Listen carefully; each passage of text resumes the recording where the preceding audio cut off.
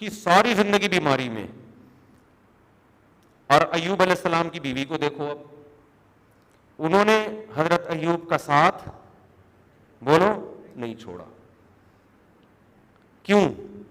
اگر انہوں نے لائف کو انجوائے کرنا ان کا مقصد ہوتا کہ مصیبتیں آ گئی ہیں، اب میرے شوہر تو ٹھیک ہو ہی نہیں رہے، شوہر تو ٹھیک ہو نہیں رہے، شادی کا جو مقصد تھا لائف کو انجوائے کرنا، یہی ہوتا ہے نا مقصد. لائف کو انجوائے کریں گے، میاں کے ساتھ گھومنے پھرنے جائیں گے، بچوں کو مل جل کے پالیں گے. یہ تو جب سے 1 سال نہیں 2 سال نہیں 10 سال ہو گئے بستر پہ پڑے ہوئے. عدالت سے خلا لو اور نکلو یہاں سے. ملائی آئی ہے، پھونک مارو، سائڈ پہ لگاؤ، اپنے دوسرے کاموں میں لائف کو، کیونکہ یہ تو لائف ساری میری یہیں برباد ہو گئی. نا نا نا نا. قرآن کہتا ہے ایوب کی بیوی نے کیا کیا؟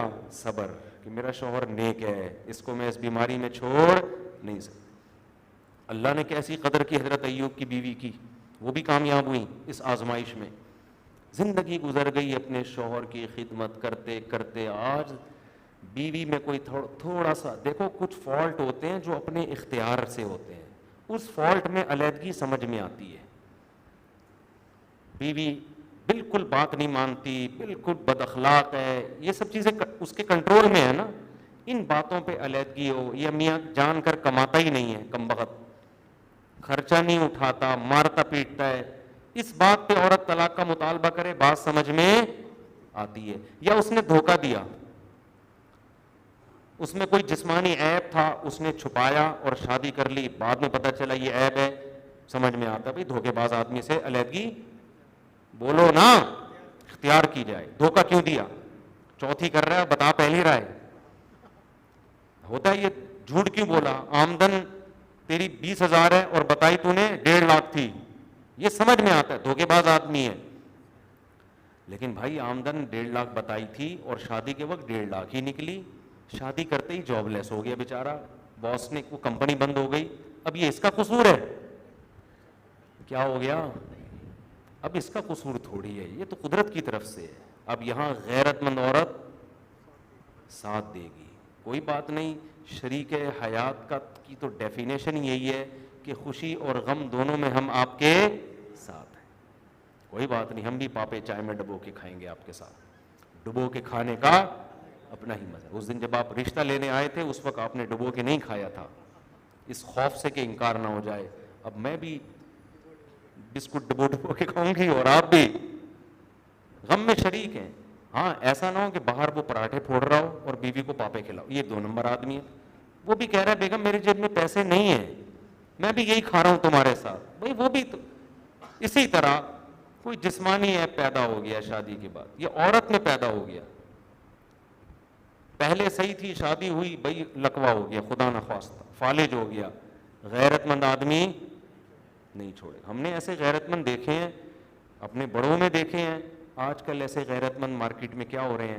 شارٹ. کیوں؟ دنیا کو مقصد بنا لیا ہے نا، لائف کو انجوائے کرنا ہے. تو یہ بیوی جس کو فالج ہوگی اب لائف کہاں انجوائے کرے گا آدمی یار. لیکن پہلے لوگ کہتے تھے اللہ ہے پہلے. میں نے ایک صاحب ہمارے محلے میں انتقال ہو گیا، بوڑھے ہو گئے تھے بہت، 90 سال ان کی عمر، اللہ مغفرت فرمائے. میں بچپن سے دیکھتا تھا اپنی بیوی کے علاج میں ہی لگے ہوئے تھے. ان کی بیوی بیڈ پہ پڑی ہوئی تھی، میرا خیال ہے ان کی 30-35 سال بیوی کے علاج میں لگ گئے. کبھی ہم نے ان کی پیشانی پہ بل نہیں دیکھے.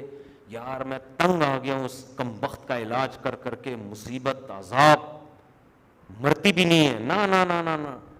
ہمیشہ ہم نے ان کو صف اول میں دیکھا نماز میں، داڑھی ماشاءاللہ، اور آ رہے ہیں نماز کے بعد جا رہے ہیں گھر، جو بھی ہو سک رہا ہے کبھی کہیں سے جو ایک انسان پریشانی میں علاج کرواتا ہے. کبھی دم درود بھی کرتے رہتے تھے بیٹھ کے، پلیٹیں ولیٹیں پڑ پڑا کے، جو بیچارے ایک آدمی کر سکتا ہے. پہلے لوگوں میں وفا تھی. کیوں؟ مقصد دنیا ہے ہی نہیں. مقصد کیا ہے؟ کہ بھائی جو اللہ کی طرف سے مصیبت آئی ہے تو اس میں صبر ہی کرنا ہے. اس میں دیکھو غیرت بھی اگر وہ چھوڑ دیتے، ایسے لوگ کیا کریں یار یہ فالج ہو گیا چھوڑو اس کو طلاق دو. اب وہ بیچاری فالج زدہ گھر میں کون رکھے گا؟ باپ تو بوڑھا ہو کے مر جاتا ہے نا، کہاں جائے گی وہ؟ تو آپ بتاؤ ان لوگوں کا ضمیر ساری زندگی ملامت کرتا ہے کہ نہیں کرتا؟ تمہاری بیٹی کے ساتھ بھی تو ایسا ہو سکتا ہے, تمہاری بہن کے ساتھ بھی تو ہو سکتا ہے.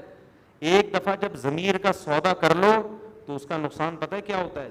سب سے پہلا نقصان زندگی بھر کے لیے سکون ختم. یہاں جو غم ہے نا, اس غم میں تسلی مل رہی ہے خدا کی طرف سے کہ میں اجر لکھ رہا ہوں, اجر اجر. غیرت مند ہے نا, کوئی بات نہیں, پیسہ بھی جا رہا ہے, ٹینشن بھی لے رہا ہے, لیکن اللہ خوش ہے, اللہ شمار کرے گا وفادار لوگوں میں, غیرت مند لوگوں میں. یہ تسلی انسان کو جوان رکھتی ہے. ابھی وہ 90 سال کے ہو کے بھی انتقال کا موڈ نہیں تھا, پتہ نہیں کہیں گر گئے, ہڈی وڈی ٹوٹ گئی تو انتقال ہو گیا, ورنہ مجھے نہیں لگ رہا تھا کہ یہ. مجھے وہ حدیث یاد آئی کہ نبی نے فرمایا من احب ان ينسأ له في اثره فليصل رحمه. حدیث میں آتا ہے, بخاری کی حدیث, جو چاہتا ہے اس کی عمر میں برکت ہو وہ رشتوں کو جوڑے. تو شاید اسی حدیث کی بیس پر رشتہ ہے نا بیوی کا جوڑا انہوں نے, اللہ نے شاید اسی حدیث کی بیس پر ان کو عمر اتنی لمبے سے اوپر ہی تھے وہ. اور میں ان سے مل کے بھی آیا انتقال سے چند دن پہلے, مجھے لگ نہیں رہا تھا کہ فی الحال ان کا انتقال کا کوئی پروگرام ہے. ان کے ساتھ کے جتنے تھے سب کے انا للہ ہو چکا تھا. پھر اطلاعی کے انتقال ہو گیا. میں نے کہا اللہ مغفرت فرمائے. اب یہ جو اجر ساری زندگی, حدیث میں آتا ہے سب سے بہتر صدقہ وہ جو اپنی زوجہ کو کھلاتے ہو. تو کتنی وفا کی نا, پہلے لوگوں میں تھی, عورتوں میں بھی مردوں میں بھی, آج دونوں میں کیا ہو گئی ہے, شارٹ. کیونکہ عیاشی مقصد ہے.